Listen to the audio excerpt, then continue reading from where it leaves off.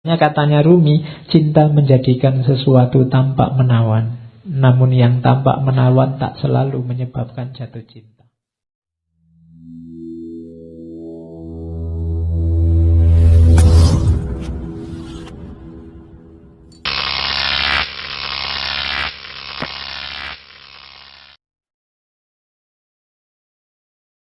Satu ketika Kois ini kaget, tiba-tiba ada anjing dari kampungnya Laila sekonyong-konyong berjalan lewat depannya Kois. Kois mengikutinya karena dia ingin segera ketemu Laila. Jangan-jangan ini bisa mempertemukan aku dengan Laila. Di tengah perjalanan Kois melewati sekelompok orang kampung sedang sholat. Mungkin anjingnya lewat masjid mungkin. Tapi Kois tidak lihat mereka karena Kois sedang konsentrasi mengejar anjingnya. Setelah Kois pulang, orang tadi yang sholat marah-marah pada Kois. Wahai Kois, tadi engkau melewati kami saat sedang sholat. Kenapa kau tidak ikut sholat dengan kami? Kok kamu tidak lihat kita sholat, kamu lewati saja?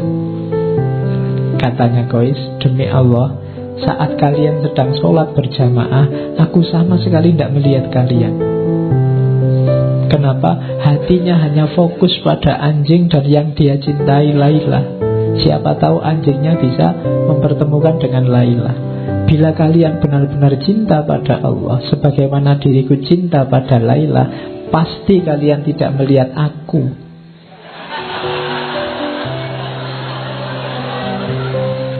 Padahal kalian sedang berbicara dengan Allah, tapi mengapa kalian masih bisa memperhatikan diriku?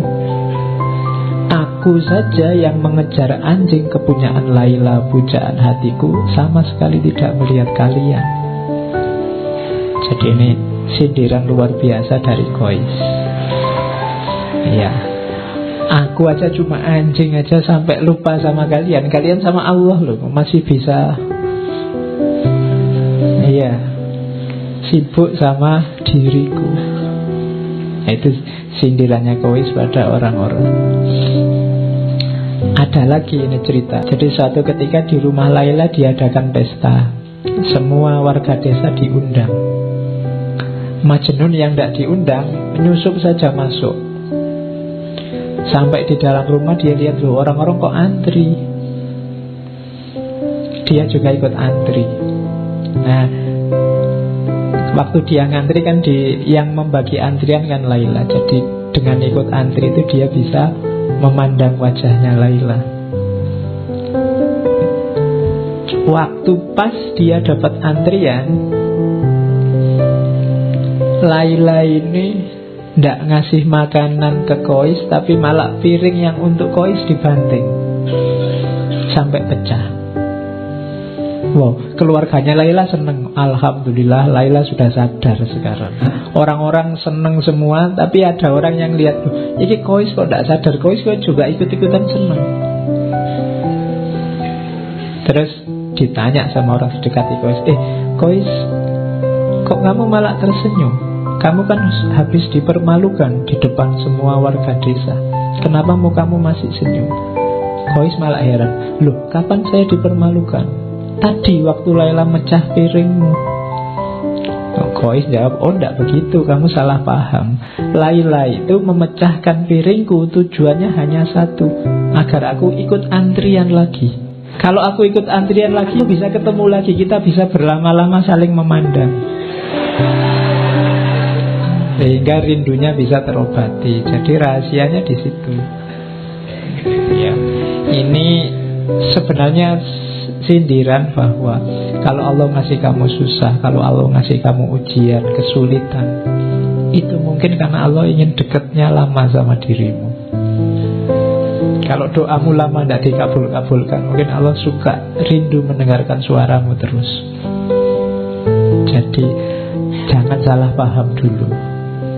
Makanya cintailah Allah, dekatilah Allah dengan rasa cinta, maka kamu tidak akan kecewa, tidak akan mengeluh, tidak akan putus asa. Karena banyak rahasia di balik itu. Nah itu rahasia cinta ilahi. Kayak Laila yang banting piringnya Kois itu, kalau dilihat biasa saja kelihatan, wah ini tega sekali sama Kois. Tapi Qais yang ngerti rahasianya malah tertawa. Orang kampung yang tidak tahu dia sorak-sorak, dianggap wah Laila sudah sadar, padahal tidak. Oke. Terus suatu ketika Majnun ini sakit, sama teman-temannya dibawa ke tabib.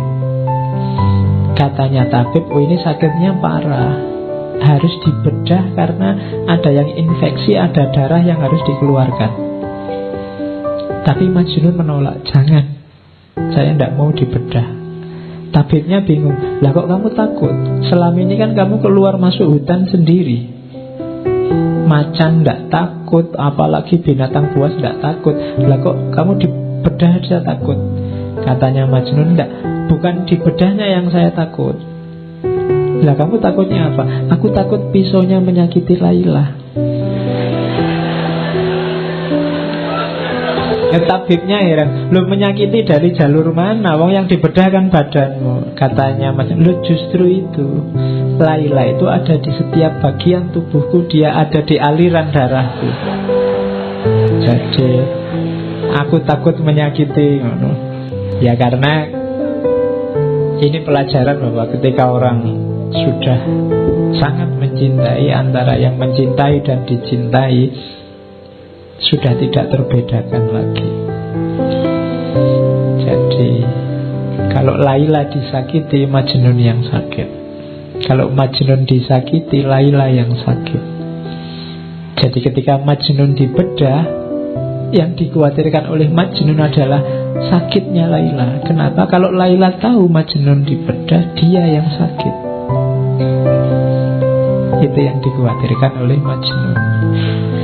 Kalau orang yang kamu cintai sedang disakiti apa dia ini, kan kamu juga tidak terima sakit. Nah, itu yang tidak diinginkan oleh Majnun. Makanya jangan dibedah. Aku takut apa? Kenapa? Di setiap aliran darahku ada Laila. Kalau aku disakiti, Laila juga sakit. Oke, ini pelajaran cinta selanjutnya. Ada kisah satu ketika Majnun ini ingin ketemu Laila. Terus dia naik onta. Tapi sayangnya ontanya baru melahirkan.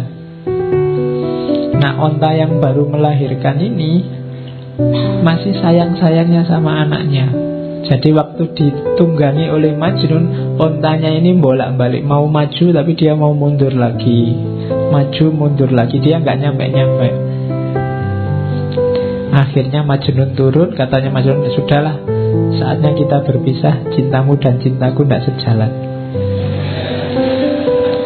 Iya, loh iya kan, ontanya mencintai anaknya, dia mencintai Laila, jadi tidak sejalan. Karena menunggangi kamu, selama ini aku berjalan di tempat, kadang maju, kadang mundur. Perjalanan beberapa hari memakan waktu 60 tahun, maksudnya lama sekali. Aku tidak akan menunggangi kamu lagi. Majnun terus turun, terus lari, tapi terus jatuh dia, kakinya patah. Tapi dia tidak putus asa ceritanya. Kakinya patah, dia ikat sendiri, terus dia menggelindingkan badannya. Jadi tidak bisa jalan kan?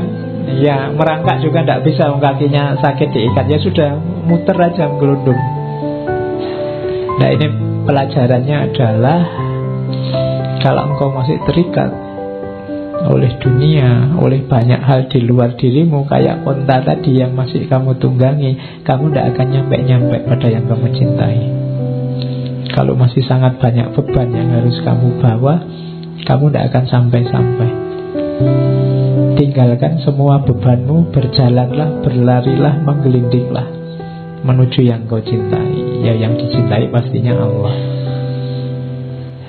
Terakhir, satu ketika Khalifah ini yang mendengar cerita Laila Majnun sangat populer, satu ketika ingin tahu anak muda yang dilanda cinta itu kayak apa. Terus dia lihat ditemuinya Laila, tapi dia heran, oh Laila itu cuma kayak gini aja lo wajahnya.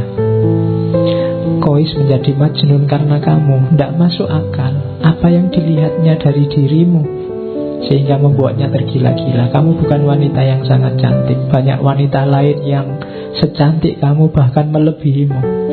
Ada cerita yang bilang, katanya Khalifah, bahkan dayangku yang paling jelek lebih cantik daripada dirimu. Tapi Laila menjawab, diamlah, Yang dia lihat tidak terlihat olehmu karena kamu bukan Majnun. Ya, kamu tidak tahu karena kamu bukan yang mencintai. Hanya yang mencintai tahu keindahan yang dicintai. Jadi itulah kisahnya Laila Majnun.